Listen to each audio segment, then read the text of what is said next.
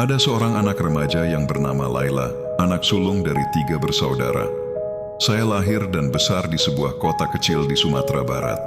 Kehidupan kami sederhana. Ayah saya adalah guru agama di sebuah sekolah swasta, sementara ibu mengelola warung kecil di teras rumah. Dari luar, keluarga kami mungkin terlihat biasa dan harmonis. Tapi sebenarnya, saya sering merasa terkekang. Bukan karena kekerasan atau perlakuan kasar, melainkan cara orang tua saya menerapkan aturan di rumah. Sejak kecil, saya sudah terbiasa dengan banyak larangan. Tidak boleh keluar rumah setelah maghrib, nggak boleh duduk lama di depan rumah, apalagi ngobrol dengan laki-laki yang bukan keluarga. Media sosial juga diawasi ketat. Ibu harus bisa akses semua akun saya, dan kadang chat saya dicek. Saya tahu mereka melakukannya karena sayang dan ingin melindungi. Tapi lama-lama, saya merasa hidup saya seperti berada dalam ruang yang sempit. Dindingnya dibangun dari rasa cemas mereka. Saya termasuk anak yang cukup berprestasi di sekolah. Nilai saya bagus, bahkan pernah jadi juara kelas saat SMP. Tapi ketika masuk SMA, semuanya berubah. Saya mulai merasa capek menjalani hidup yang serba diatur. Teman-teman saya bisa nongkrong sepulang sekolah atau ikut kegiatan di luar kota. Sementara saya harus langsung pulang dan bantu ibu di warung. Saya mulai membandingkan diri saya dengan mereka. Kenapa hidup saya terasa seperti terkekang? Kenapa saya nggak boleh coba hal-hal baru seperti remaja lain? Rasa bosan itu makin kuat saat saya sering melihat media sosial. Di Instagram, banyak gadis seumuran saya yang tampil dengan gaya kekinian, percaya diri, dan tampaknya hidup bebas. Salah satunya adalah akun Kak Dira. Dia sering unggah video di kafe-kafe keren, pakai baju stylish, dan menikmati hidup di Jakarta. Captionnya penuh semangat tentang kemandirian dan perempuan yang berani menentukan jalan hidupnya sendiri. Dari semua yang saya lihat, Kak Dira adalah sosok yang saya idamkan. Perempuan muda yang lepas dari batasan dan menjalani hidup sesuai keinginannya. Saya pun berani mengirim pesan ke Kak Dira. Tak disangka, dia membalas dengan ramah. Kami mulai ngobrol. Dia bilang dulu dia juga dari kota kecil dan hidup dengan aturan ketat. Tapi setelah pindah ke Jakarta, dia mulai membangun hidup sendiri. Dia bekerja di tempat karaoke sebagai pemandu lagu, atau yang biasa disebut LC, Ladies Companion. Dia menekankan pekerjaan itu nggak selalu buruk, dan selama tahu batas nggak perlu takut. Saya jadi semakin penasaran. Saya ingin merasakan dunia luar yang selama ini cuma saya lihat lewat layar ponsel. Saya ingin membuktikan bisa berdiri sendiri dan bahagia dengan cara saya sendiri.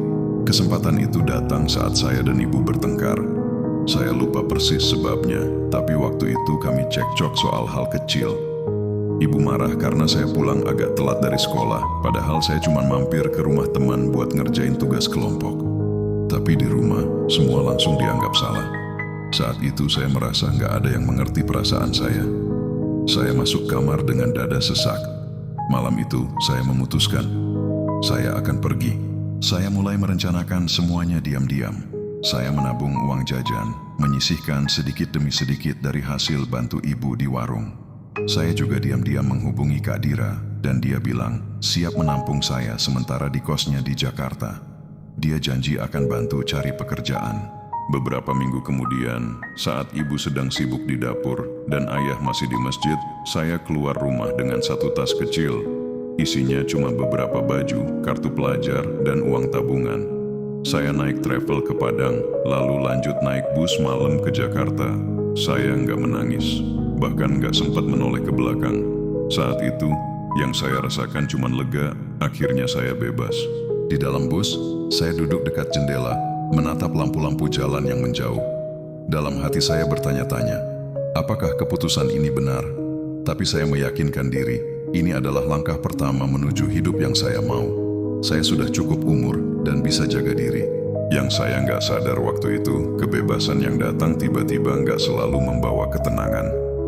Ternyata, hidup di luar rumah bukan cuma soal bebas menentukan pilihan, tapi juga harus siap menghadapi risiko yang datang tanpa peringatan. Jakarta menyambutku dengan gegap gempita yang tidak pernah aku rasakan sebelumnya. Langitnya dipenuhi lampu kota, kendaraan berseliweran tak berhenti, dan semua orang tampak terburu-buru. Ketika turun dari bus di terminal, aku hanya bisa berdiri sebentar, menarik napas dalam-dalam, lalu mengeluarkan ponselku. Aku menelepon Kak Dira seperti yang sudah kami rencanakan. Tak lama, ia datang menjemput. Kak Dira tampak lebih cantik dari yang biasa kulihat di foto.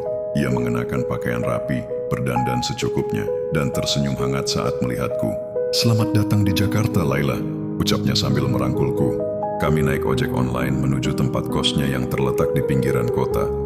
Bangunannya tidak mewah, tapi cukup nyaman. Kamarnya kecil, hanya muat 2 orang, namun bersih dan rapi. Kak Dira menyambutku dengan ramah, membuatkan minuman, dan memberiku tempat untuk beristirahat. Hari pertama, aku belum melakukan apapun. Aku hanya beristirahat dan berkenalan dengan lingkungan sekitar.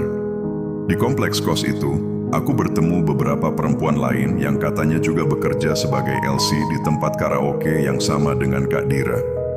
Mereka semua tampak ceria, banyak tertawa, dan ramah padaku. Salah satu dari mereka berkata, "Yang penting bisa jaga diri, kerja di sini aman-aman saja."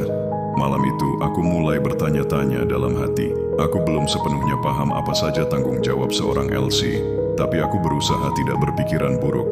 Lagi pula, Kak Dira bilang pekerjaannya hanya menemani tamu menyanyi dan berbincang. Tidak ada paksaan, tidak ada hal yang melanggar batas jika kita tidak mengizinkan. Aku mengangguk waktu itu, mencoba percaya. Esok malamnya, Kak Dira mengajakku melihat tempat kerjanya. Kami berangkat sekitar pukul 8 malam. Tempat itu terletak di sebuah gedung besar dengan pencahayaan warna-warni dan musik yang terdengar bahkan dari luar. Aku sempat gugup, tapi Kak Dira menenangkan. "Tenang saja, kamu cuma lihat-lihat dulu malam ini." Di dalam, suasananya ramai namun tertib. Ada ruangan-ruangan kecil yang dipenuhi suara nyanyian dan tawa. Aku melihat beberapa perempuan muda duduk bersama tamu, bernyanyi, dan berbincang. Kak Dira memperkenalkanku kepada manajer yang tampak sopan dan profesional. Ia berkata, "Kalau Laila siap, kita bisa coba latihannya minggu depan." Aku hanya tersenyum dan mengangguk. Tapi sejujurnya, hatiku belum benar-benar yakin. Ada perasaan tidak nyaman yang mulai tumbuh. Aku tidak tahu apakah ini karena tempatnya, atau karena aku menyadari bahwa ini jauh dari bayanganku selama ini. Beberapa hari berlalu, aku mulai membantu Kak Dira menyiapkan pakaian kerja, merapikan kamar, dan menunggu kabar soal jadwal latihan. Namun, di sela-sela waktu itu, pikiranku sering melayang. Aku merindukan suasana rumah. Aku merindukan suara ibu yang memanggil dari dapur. Bahkan aku merindukan aturan-aturan yang dulu sangat aku hindari. Suatu malam saat sedang duduk di kamar, aku membuka ponselku. Di sana ada puluhan pesan dari ibu. Tidak ada satupun yang bernada marah. Semua hanya berisi kekhawatiran, doa, dan harapan agar aku segera pulang. Di akhir pesan itu, ibu menulis, "Laila, dimanapun kamu sekarang, ibu tidak akan pernah berhenti menunggu. Kalau kamu lelah, pulanglah." Aku menatap layar ponsel cukup lama. Dadaku terasa sesak.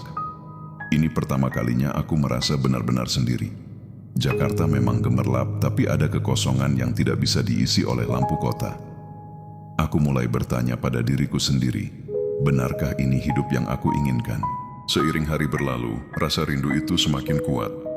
Rasa penasaran yang dulu mendorongku untuk pergi, kini berubah menjadi rasa ingin kembali. Bukan karena aku gagal, tapi karena aku mulai sadar bahwa kebebasan tidak selalu berarti bahagia, dan bahwa rumah dengan segala aturannya ternyata tetap tempat paling aman untuk pulang. Hari-hari berlalu semakin lambat. Rasa rindu pada rumah, pada orang tua, dan pada suasana kampung halaman tidak lagi bisa aku sembunyikan. Walau Kak Dira dan teman-teman di tempat kosku berusaha ramah dan menghibur, aku tahu hati ini mulai tidak tenang. Aku semakin sering termenung, memikirkan keputusan yang kuambil dan bagaimana jalan hidupku telah berubah hanya dalam hitungan minggu. Pada suatu malam yang tenang, hujan turun perlahan di luar jendela. Aku duduk di pojok kamar, memeluk lututku sendiri sambil memandangi langit Jakarta yang mendung. Di genggaman tanganku, ponsel menyala menampilkan foto lama bersama keluargaku. Wajah ayah yang tegas tapi lembut, ibu yang selalu tersenyum sabar, dan kedua adikku yang dulu selalu ribut berebut makanan kecil di ruang tengah. Air mata tiba-tiba menetes tanpa aba-aba. Aku bukan menangis karena disakiti orang lain. Aku menangis karena mulai menyadari bahwa aku telah menyakiti mereka yang paling mencintaiku. Kepergianku bukan hanya melukai hati mereka, tapi juga meruntuhkan kepercayaan yang selama ini mereka tanamkan padaku. Seketika aku teringat sebuah nasihat ayah yang dulu sering kuabaikan. Menjadi dewasa bukan tentang berani melawan aturan, tetapi tentang mengerti kenapa aturan itu ada. Waktu itu aku menganggapnya omong kosong, tapi kini maknanya menamparku dalam diam. Aku pergi karena ingin bebas, tetapi yang kudapat justru kekosongan yang makin lama makin menyesakan dada. Keesokan harinya aku memberanikan diri berbicara kepada Kak Dira. Suaraku pelan, nyaris bergetar. "Kak, aku ingin pulang."